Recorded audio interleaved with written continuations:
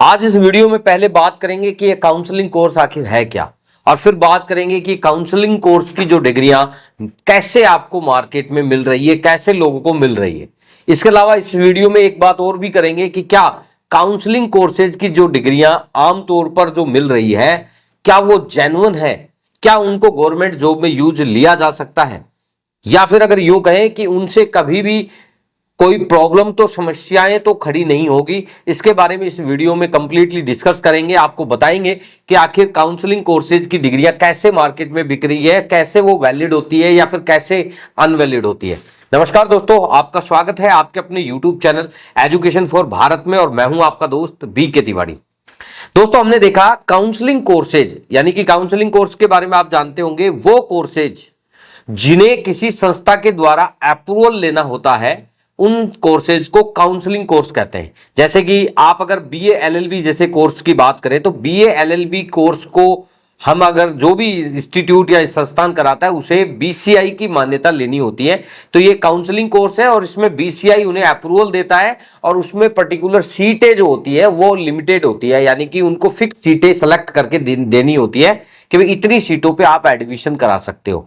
जैसे अगर medical line में बात करें, फार्मेसी ऑफ काउंसलिंग PCI की, तो ये D फार्मेसी या B फार्मेसी जैसे कोर्सेज होते हैं, उनमें हमें D फार्मेसी या B फार्मेसी के कोर्सेज के लिए PCI का अप्रूवल मिलता है। उसमें भी सीटों की लिमिटेशन होती है। जैसे अगर एजुकेशन फील्ड में बात करें तो NCT जैसे B.Ed या DLED जैसे कोर्सेज है, उनके लिए NCT अप्रूव करता है, वहां से उनको कोर्सेजों की मान्यता मिलती है। तो ऐसे बहुत सारे कोर्सेज हैं जिनकी मान्यता कहीं न कहीं किसी न किसी काउंसलिंग कोर्सेज से लेनी पड़ती है। लेकिन जहां काउंसलिंग कोर्सेज की जो लिमिटेड सीटें हैं, उनके अलावा आजकल मार्केट में यह देखने को मिल रहा है कि कोई भी आदमी जाओ और किसी भी सेशन की काउंसलिंग कोर्स की डिग्री आप लेके आ जाओ, उनको सिर्फ पैसा दो और डिग्री ले आओ। ये बहुत आमतौर पर मैंने देखा है। बहुत सारे स्टूडेंट जब हमसे क्वेरी करते हैं, बताते हैं कि सर B.Ed का डिग्री लिया है, कोई बताता है कि सर हमने DLED का डिग्री लिया है, कोई D फार्मेसी का डिग्री ले रहे हैं।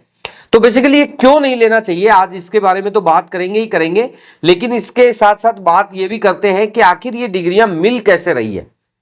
तो मेनली जो बात है इसमें यही है कि ऐसी मार्केट में 40-50 फर्जी यूनिवर्सिटियां हैं, उन्होंने अप्रूवल्स ले रखे हैं, उन्होंने सारी संस्थाओं से मान्यता ले रखी है, लेकिन जो सीटें होती है उन सीटों पे वो सिर्फ जेन्युइन स्टूडेंट को एडमिशन लेते हैं, और उन्होंने अपने क्या है कि माफिया तैयार कर रखे हैं। एक मतलब मार्केट में ऐसे लोग उन्होंने मतलब भेज रखे हैं, वो लोग स्टूडेंटों को मतलब सर्च करते हैं, देखते हैं कि किस स्टूडेंट को ज्यादा रिक्वायरमेंट है।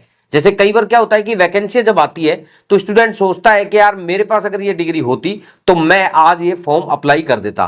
तो ऐसे लोगों को ये चिन्हित करते हैं, देखते हैं कि किन किन लोगों के पास डिग्रियां नहीं है और कौन कौन लोग इंटरेस्टेड हैं गवर्नमेंट जॉब के लिए।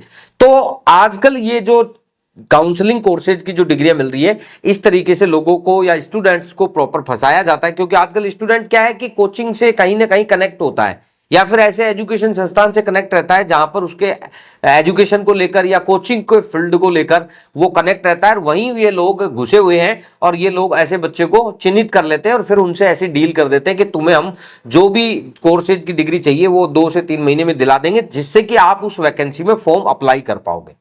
अब यूनिवर्सिटी जिसके पास सीटों की लिमिटेशन है, तो वो सीटों की लिमिटेशन के अबोव जाके इस तरीके के डॉक्यूमेंट तैयार करके दे देती है। अब बच्चे का क्या है, विश्वास ये हो जाता है कि जो मार्कशीट मिल रही है ये सिर्फ यूनिवर्सिटी दे रही है, तो इसलिए उसे बिलीव हो जाता है कि यार यूनिवर्सिटी दे रही है तो यूनिवर्सिटी तो देने की पावर रखती है, तो इसलिए उसका जेन्युइन होगा। लेकिन ये स्टूडेंट को कभी भी ये जानकारी नहीं मिलती है कि उनके पास सीटों की बाउंडेशन है, उसके पास खुद के पास 60 सीटें, वो 200-500 स्टूडेंट को डिग्री कैसे देगी।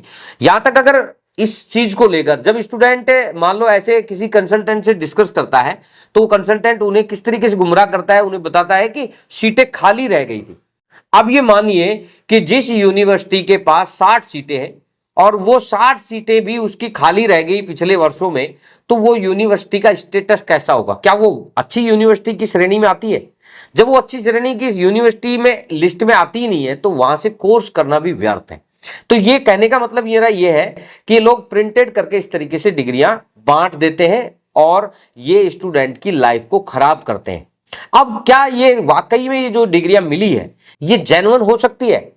दोस्तों आपको समझने की बात यह है कि जिस यूनिवर्सिटी के पास सीटें सिर्फ 50 है या 60 है, जैसे कि मान लो एनसीटी की सीटें 100 सीट है, अब ये मानिए कि आपने उस यूनिवर्सिटी ने जो सेशन उनका चला उसमें भी एडमिशन लिए होंगे, इसके अलावा उसने जो बैकडेटेड दे रहे हैं वो पूरे भारतवर्ष में उसके कितने एजेंट होंगे।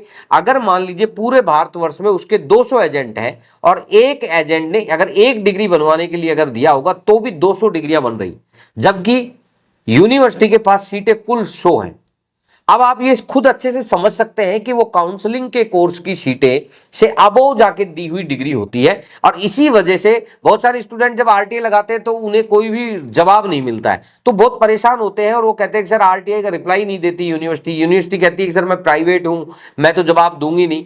तो मेनली जो बात है ये है कि वो प्राइवेट है या जवाब नहीं देगी, इस बात का उसे डर नहीं है। बात यह है कि उसने जो कर्मकांड कर रखे हैं, जो डिग्रियां दे रखी है, वो सीटों से अबोव जाके दे रखी है, यानी कि 100 सीटें उसके पास थी और डिग्रियां उसने बांट दी 500, तो 400 सीटों को कैसे जवाब देके आपको बताए कि वो हमारे जेन्युइन कोर्सेज है। और इसी वजह से काउंसलिंग कोर्सेज की डिग्री नहीं लेनी चाहिए। मैं हमेशा आपको ये बात इसलिए ही बताता हूं क्योंकि जब आप उस डॉक्यूमेंट्स को कहीं गवर्नमेंट जॉब में अप्लाई करोगे तो ये कंफर्म बात है कि यूनिवर्सिटी वाइज उसको रिप्लाई नहीं देगी, उसका कभी भी आपको वेरिफिकेशन नहीं देगी। आप ज्यादा दिन की बात नहीं है, आप एक काम कीजिए, राजस्थान में अभी हाल ही में चेक कीजिए, राजस्थान की अभी एक दो यूनिवर्सिटियां बहुत जबरदस्त तरीके से सख्ती में आई है, जिनमें एक ओपीजेएस यूनिवर्सिटी है और एक सनराइज यूनिवर्सिटी है। ओपीजेएस यूनिवर्सिटी के ऊपर चर्चा करते हैं थोड़ा सा, जिससे आपको समझने में बड़ी आसानी रहेगी। ओपीजेएस यूनिवर्सिटी के लगभग 250 स्टूडेंट आज बीपीएड जैसे कोर्स करके और गवर्नमेंट जॉब में कार्यरत हैं।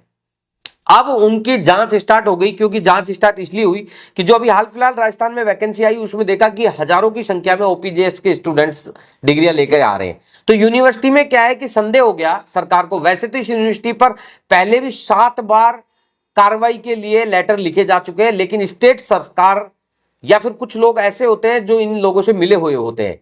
भ्रष्टाचार आपको पता है कितनी तेजी के साथ हमारे देश में है, तो इस वजह से 7 बार आदेश होने के बाद भी जांच नहीं हुई और जो इन्वेस्टिगेशन टीम थी उसने प्रॉपर ध्यान ही नहीं दिया। इस वजह से ये यूनिवर्सिटी लगातार चलती हुई आ रही थी।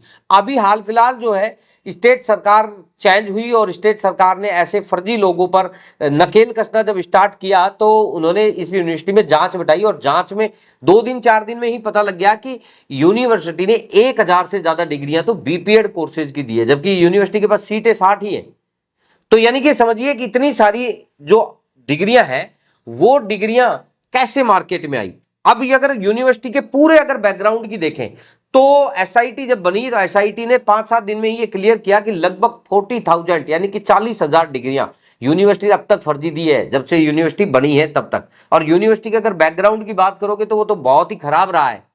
तो कहने का मतलब यह है कि इस तरीके से मार्केट में काउंसलिंग कोर्सेज की डिग्री चल रही है, जो कि समय आने पर जब जांच के दायरे में आती है तो वो सारी फंसना निश्चित है। और जब वो फंसेगी तो उन जो स्टूडेंट्स उन डॉक्यूमेंट्स को लगाकर कहीं गवर्नमेंट जॉब कर रहे हैं उनकी नौकरियां भी सामत में आ जाएगी। ये समझ लीजिए कि उसके बाद आपकी नौकरी जाना स्वाभाविक है।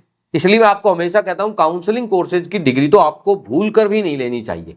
दोस्तों ये जानकारी आपको कैसी लगी इस वीडियो के कमेंट सेक्शन में जरूर बताना। वीडियो अगर पसंद आया तो वीडियो को ज्यादा से ज्यादा शेयर और लाइक करना। दोस्तों चैनल को पहली बार देख रहे हैं तो चैनल को सब्सक्राइब जरूर करना। धन्यवाद। मिलते हैं नेक्स्ट वीडियो में नए किसी टॉपिक के साथ, तब तक के लिए जय हिंद जय भारत।